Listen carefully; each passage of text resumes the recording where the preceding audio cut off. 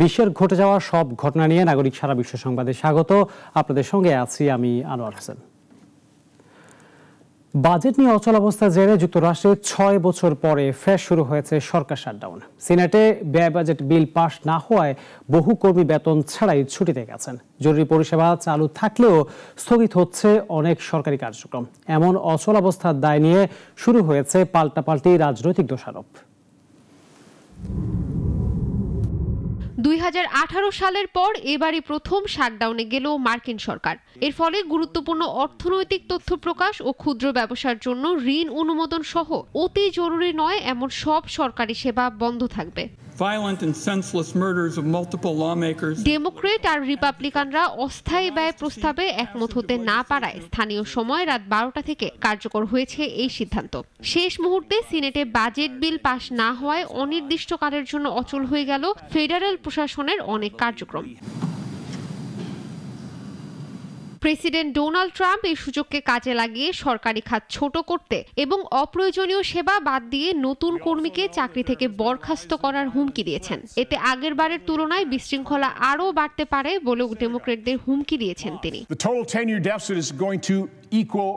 তবে সামাজিক নিরাপত্তা ও খাদ্য সহায়তার মতো জরুরি সেবা চালু থাকবে, কিন্তু ছোট ব্যবসার ঋণ অনুমোদন, পাসপোর্ট প্রদান বা জাতীয় উদ্যানের মতো অগুরুত্বপূর্ণ কার্যক্রম বন্ধ হয়ে যাবে। লাখো সরকারি কর্মী বেতন ছাড়াই সাময়িক ছুটিতে যাবেন।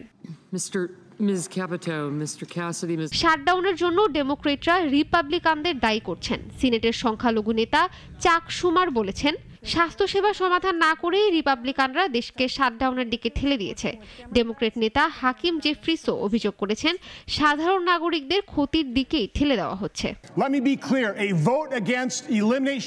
রাজনৈতিক টানাপোড়েনের জেরে তৈরি হওয়া এই অচলাবস্থা শুধু সরকারি কর্মীদের জীবনে প্রভাব ফেলবে না, বরং ক্ষতিগ্রস্ত হবে ব্যবসা ও জনগণের দৈনন্দিন সেবাও। এখনো অনিশ্চিত কতদিন চলবে এই অবস্থা। Mr. Banks, Mr. Barrasso, Mr. Ishrat জাহান, নাগরিক।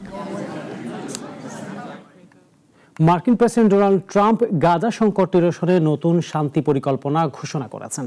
তবে বন্দি মুক্তি, হামাসকে ছাড়, আন্তর্জাতিক নজরদারি ও রাজনৈতিক বিরোধিতার কারণে এই উদ্যোগ বাস্তবায়নে উঠেছে নানা শঙ্কা। সোমবার হোয়াইট হাউসে ইসরায়েলি প্রধানমন্ত্রী বেনিয়ামিন নেতানিয়াহুর সঙ্গে বৈঠক শেষে গাজা পুনর্গঠন ও দীর্ঘ যুদ্ধের অবসান ঘটাতে নতুন শান্তি পরিকল্পনা ঘোষণা করেছেন মার্কিন প্রেসিডেন্ট ডোনাল্ড ট্রাম্প। তবে রাজনৈতিক ও নিরাপত্তাজনিত নানা কারণে পরিকল্পনাটি বাস্তবায়ন নিয়ে রয়েছে অনিশ্চয়তা। প্রথমত, ইসরায়েলের কারাগারে থাকা ২৫০ যাবজ্জীবন বন্দী এবং আরও প্রায় ১৭০০ ফিলিস্তিনি বন্দীকে মুক্তির উদ্যোগ, কিন্তু এটি ইসরায়েলি পরিবার ও ডানপন্থী দলগুলোর কঠোর বিরোধিতার মুখে পড়তে পারে। দ্বিতীয়ত, হামাসের যোদ্ধাদের সাধারণ ক্ষমা ও অবাধ চলাচলের সুযোগ দেওয়া হলে নিরাপত্তাহীনতার শঙ্কা আরও বাড়বে। তৃতীয়ত, ট্রাম্প ও সাবেক ব্রিটিশ প্রধানমন্ত্রী টনি ব্লেয়ারের নেতৃত্বে একটি আন্তর্জাতিক শান্তি পরিষদের প্রস্তাব দেওয়া হয়েছে। তবে ফিলিস্তিনিরা এটিকে বহিরাগত নিয়ন্ত্রণ হিসেবে দেখবে বলেই মনে করা হচ্ছে। এছাড়া হামাসের অস্ত্র জমা ও গাজার নিরস্ত্রীকরণের পরিকল্পনা অতীতে বহুবার ব্যর্থ হওয়ায় এবারও তা বাস্তবায়ন কঠিন হবে।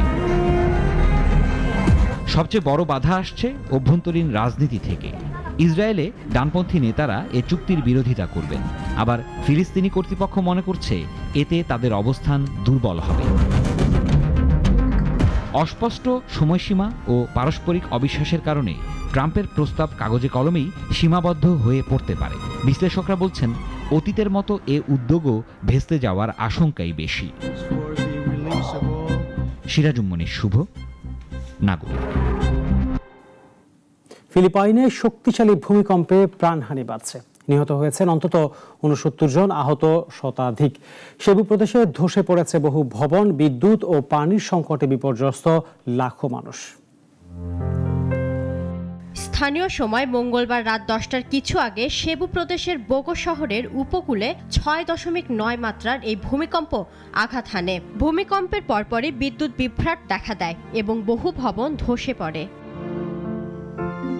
বুধবার এক ব্রিফিংয়ে দেশটির বেসামরিক প্রতিরক্ষা উপপ্রশাসক রাফি আলেজান্দ্রো জানিয়েছেন উদ্ধার কাজ অব্যাহত রয়েছে, তবে খারাপ আবহাওয়া ও অবিরাম বৃষ্টির কারণে কাজ ব্যাহত হচ্ছে। সেবু প্রদেশ ফিলিপাইনের অন্যতম জনপ্রিয় পর্যটন কেন্দ্র, যেখানে বসবাস করেন প্রায় 34 লাখ মানুষ। প্রদেশটির উত্তরাঞ্চলে সবচেয়ে বেশি ক্ষয়ক্ষতি হয়েছে। এর মধ্যে সান রেমিজিও এলাকাকে দুর্যোগপূর্ণ ঘোষণা করা হয়েছে। স্থানীয় প্রশাসন জানিয়েছে সেখানে পানির তীব্র সংকট দেখা দিয়েছে। বিদ্যুৎ সরবরাহ বন্ধ আর পানির লাইন ক্ষতিগ্রস্ত, ফলে খাদ্য, বিশুদ্ধ পানি ও ভারী যন্ত্রপাতি পাঠানোর জন্য কেন্দ্রীয় সরকারের কাছে জরুরি সহায়তা চাওয়া হয়েছে। তবে সেবুর ম্যাকটন সেবু আন্তর্জাতিক বিমানবন্দর সচল থাকায় জরুরি ত্রাণ পাঠানো কিছুটা সহজ হবে বলে আশা করা হচ্ছে। ভূমিকম্পে ক্ষতিগ্রস্তদের উদ্ধারে সেনা, পুলিশ ও স্বেচ্ছাসেবীরা এখন প্রাণপণ চেষ্টা চালিয়ে যাচ্ছেন।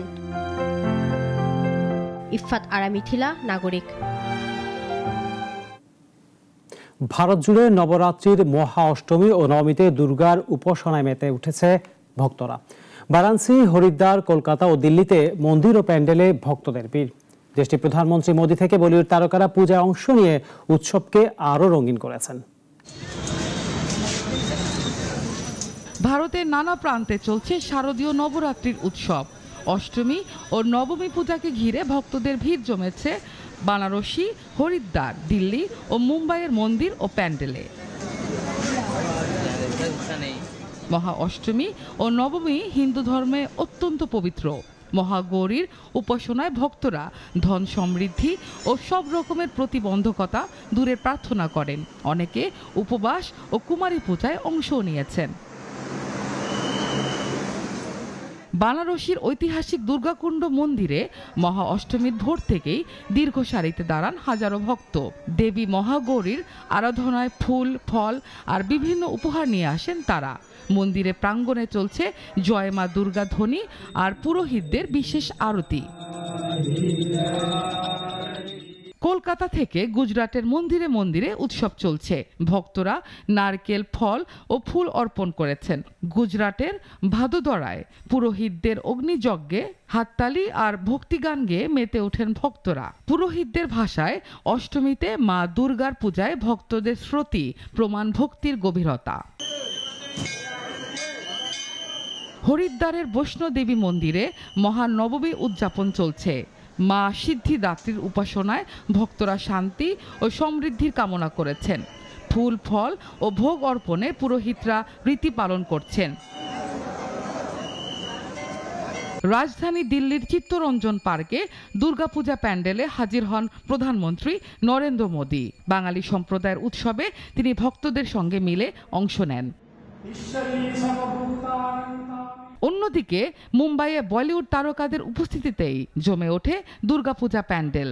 আয়ান মুখার্জির পরিবার আয়োজিত উৎসবে যোগ দেন রণবীর কাপুর। ঐতিহ্যবাহী পোশাকে দুজনে একসঙ্গে পূজার আসরে বসেন। এক পর্যায়ে তারা হালকা মেজাজে ছবি তুললে উৎসবের মঞ্চ রঙিন হয়ে ওঠে ভক্তি আর গ্ল্যামারের মিশেলে। নাবিলা মারজুক, নাগরিক। মার্কিন প্রেসিডেন্ট ডোনাল্ড ট্রাম্প মন্তব্য করেছেন, তাকে নোবেল শান্তি পুরস্কার না দেয়া হলে তা যুক্তরাষ্ট্রের জন্য বিরাট অপমান হবে।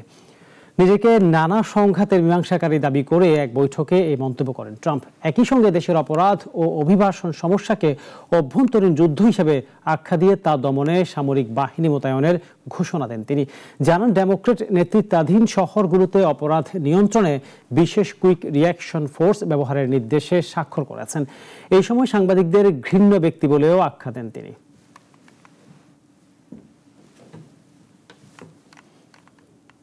নাগরিক সারা বিশ্ব এখন এই পর্যন্ত। এরপর সন্ধ্যা ৬টায় নাগরিক সংবাদ দেখার আমন্ত্রণ রইল। সবাইকে ধন্যবাদ।